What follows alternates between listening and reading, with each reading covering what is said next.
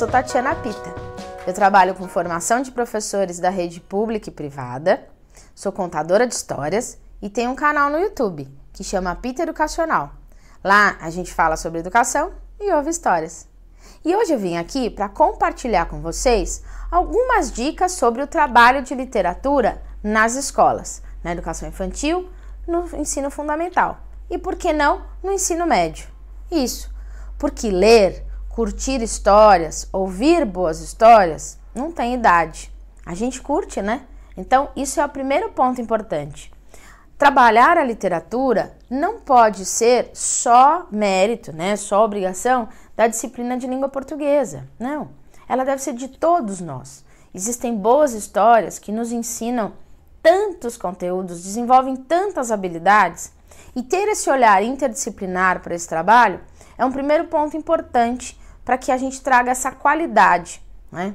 A gente precisa esquecer um pouco dessa ideia que nós tínhamos de ler para fazer resumo, ler para fazer trabalho.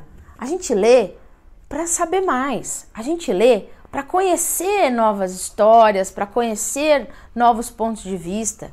A gente lê para viajar sem sair do lugar. A gente tem que viciar as pessoas nesse prazer que é ouvir histórias, que é ler histórias. Sim, há uma diferença grande entre esses dois trabalhos e é isso também que a gente precisa ter claro.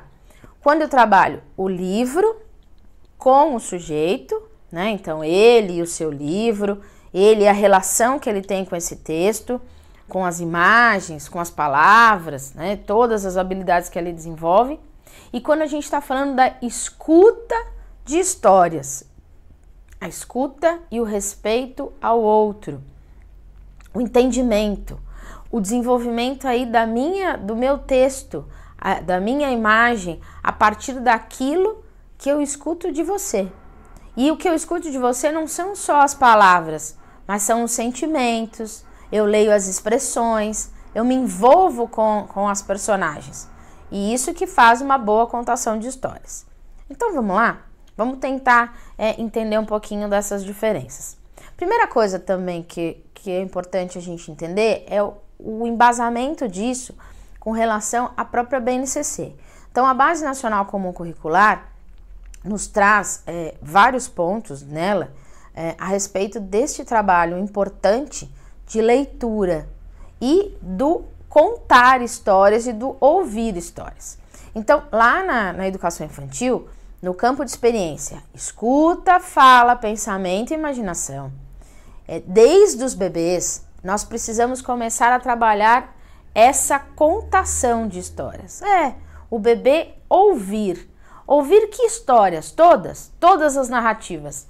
Desde a narrativa do seu cotidiano, agora nós vamos lá, vamos tomar banho, tô lavando seu pezinho, agora eu tô lavando sua perna. O narrar a brincadeira, então agora nós vamos pegar esta bola azul, nós vamos jogar, até as histórias de encantamentos. Falar com esta criança, narrar o mundo. Aliás, a gente faz isso aqui, ó, desde a barriga, né? Então isso é importante, isso tem realmente fundamento científico e ajuda as crianças a desenvolverem aí todo um arsenal, a gente chama aí de imaginação, mas na verdade de todo o seu banco de memória, de todos os seus conceitos e entendimentos deste mundo em que ela vive. Quando eu tenho crianças bem pequenas, eu vou ampliar essa contação, inclusive permitindo que ela narre esse mundo. Isso é importante, dar espaço, vez e voz para essas histórias, de novo, misturadas entre o real e o imaginário, entre o que eu estou vivendo, aquilo que eu narro para entender. Quem nunca viu aí já passando o final do Crianças Bem Pequenas para Crianças Pequenas, as crianças brincando e contando o que estão fazendo. Olha, esta caixa vai levantar, o avião vai subir e ele está lá no céu. A criança o tempo inteiro está exercitando isso. Ouvir histórias nesta faixa etária é também importante para que ela possa se relacionar com aquilo que ela sente e vive. Então, quando ela transpõe para esses personagens, esses sentimentos e essas sensações. Todos os tipos de histórias. Importante as histórias que tenham todas as vivências, todos os sentimentos.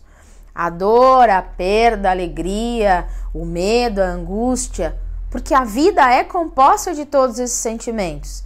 Então, ao trabalharmos com as histórias esses elementos, ajudamos as crianças a compreenderem tudo isso que está ali na vidinha dela, né? Todo esse envolvimento.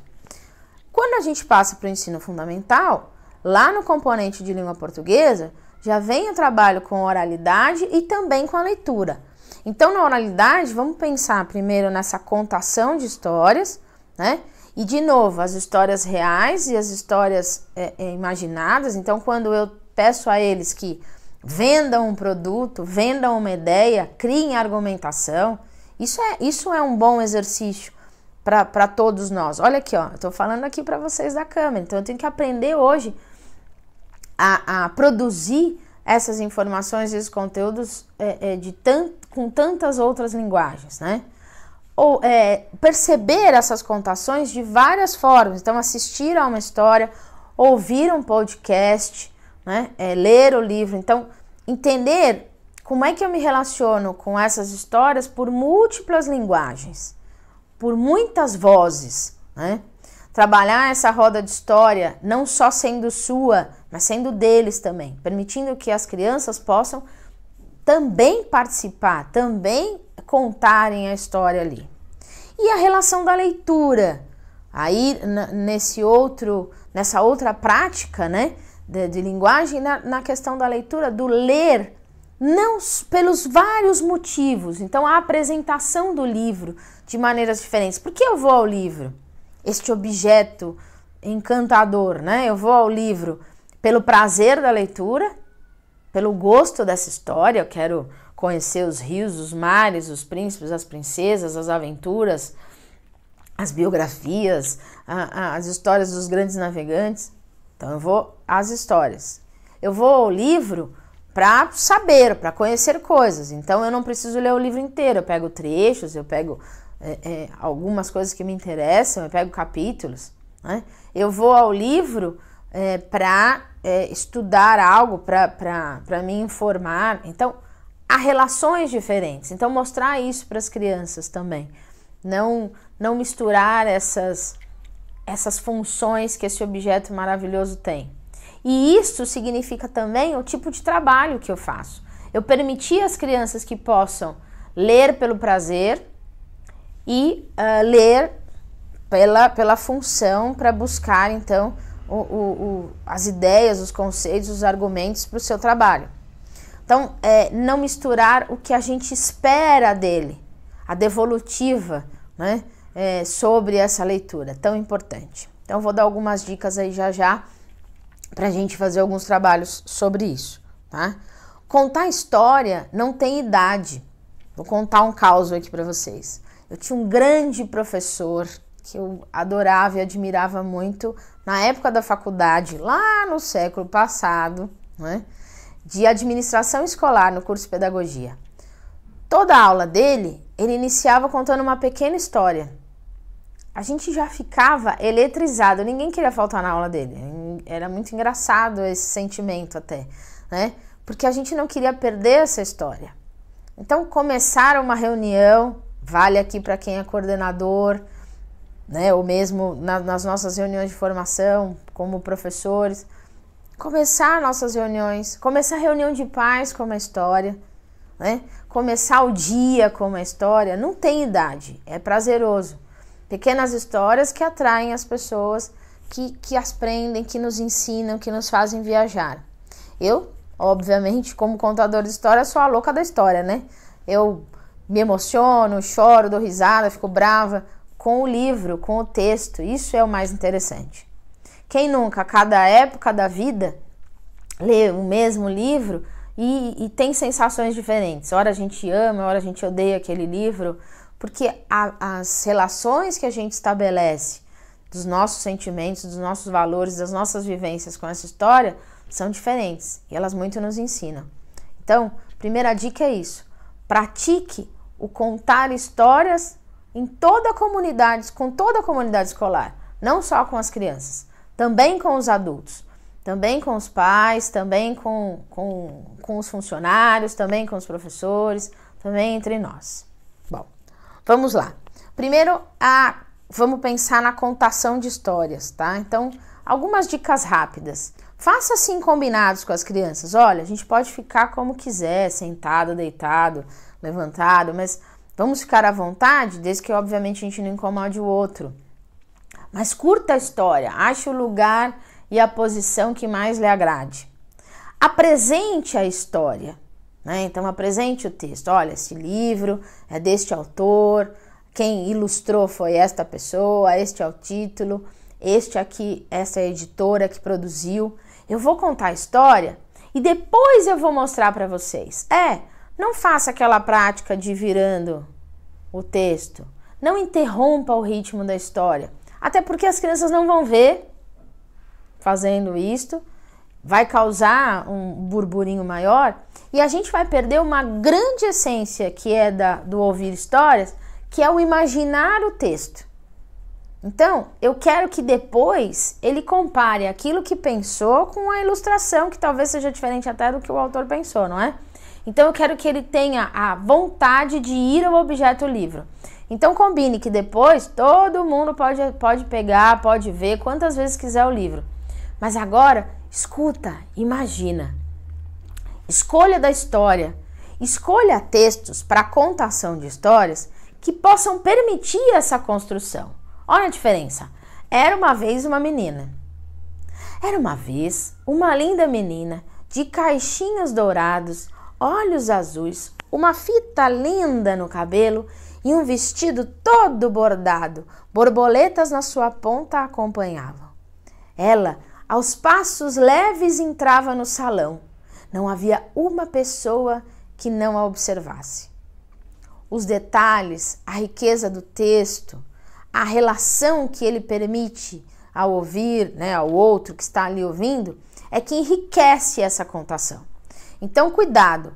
Há textos que são para essa relação leitor e texto. Há outros que permitem essa relação da escuta. Então, atente aí a escolher o texto. Cuidado com objetos, com coisas na contação, principalmente para os pequenos. As crianças, elas gostam de pegar o bichinho, de pegar as coisas, né? Então, não escolha elementos que percam a graça do texto. A gente está lá para ouvir a história, então curta essa história, tá?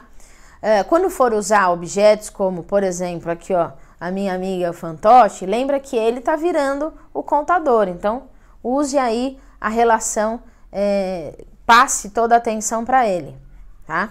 Vejam que eu estou de roupas escuras e com um único adereço. Então, ao contar histórias, também tire a atenção de si e bote a atenção aqui, ó. Sua voz, sua entonação, seus gestos são os olhos deste espectador.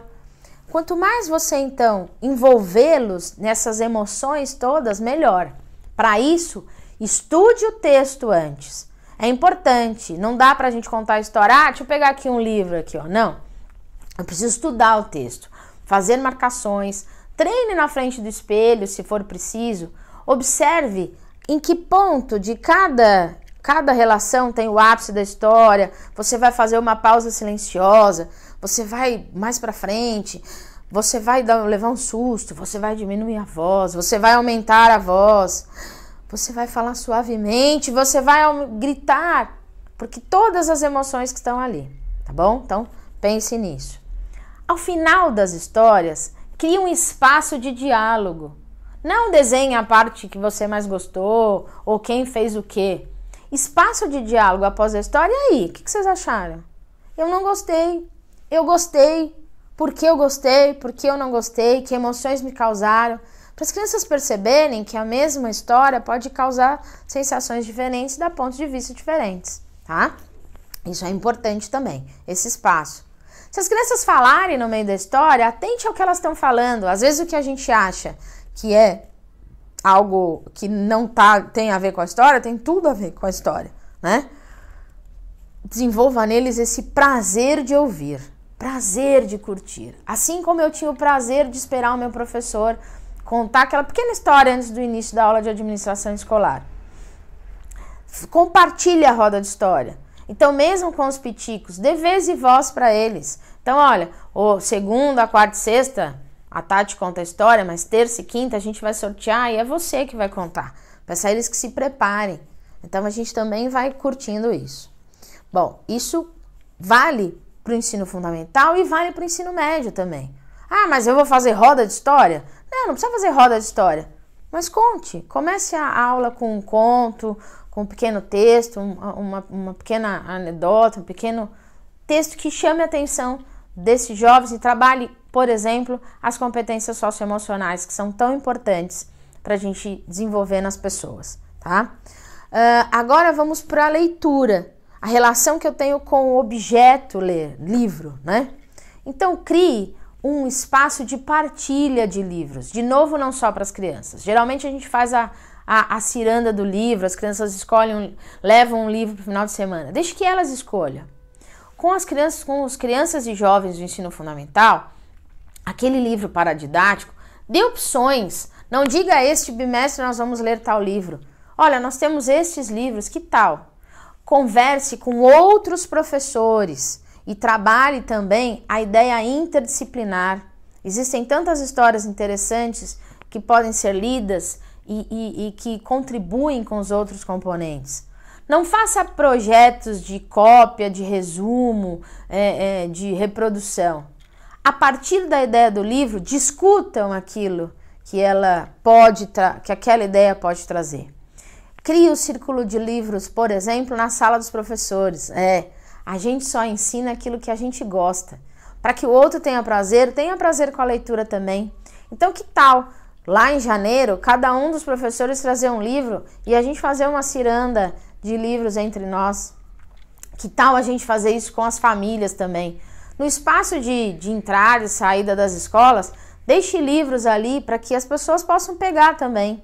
Deixe livros espalhados pela escola, na hora do recreio, na hora perto da cantina, perto de espaços, de áreas livres. Quando ele está perto de mim, eu tenho curiosidade a pegar. Abra a biblioteca, convide as pessoas a visitarem a biblioteca, quebre o estigma de que a biblioteca é um lugar silencioso e chato. A biblioteca é um lugar onde a gente viaja e faz muitas atividades, mas divida essa biblioteca. Aqui é espaço de estudo, aqui é espaço de leitura, aqui é espaço de contação, para que a gente saiba como é que a gente fica e o que a gente vai ter naqueles lugares, né? Convide as pessoas a utilizarem esse espaço. Não só as crianças, os adultos. Se eu tenho uma comunidade leitora, isso vai contagiando. E aí sim a gente consegue desenvolver um trabalho melhor de leitura na escola. Bom, foram só algumas dicas. Se você quiser mais, eu tô à vontade, eu tô à disposição.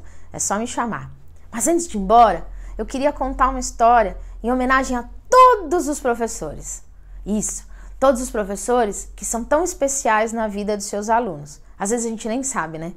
Quantos alunos já passaram pelas minhas mãos, pela sua? Quantas vidas a gente transformou? Quantas coisas com as nossas palavras, com as nossas histórias, com os nossos ensinamentos? Que prazer para mim, eu brinco que é Mastercard, de quando uma aluna minha vem falar. Outro dia uma aluna minha da educação infantil veio me chamar no WhatsApp e disse: tia Tati, há quanto não me chamavam de tia Tati? Que emoção vê-la, uma moça formada, trabalhando e dizendo que se lembra de mim, que se lembra das brincadeiras ali de pequena, né? Então, para você, professor, que faz tanta diferença na vida das pessoas, eu trouxe um pequeno conto. Um conto para a gente se lembrar do quanto nós somos importantes, o quanto ser professor é uma das profissões mais importantes que a gente tem, porque lida com vidas. A gente transforma pessoas para transformar o mundo, assim como dizia nosso querido Paulo Freire.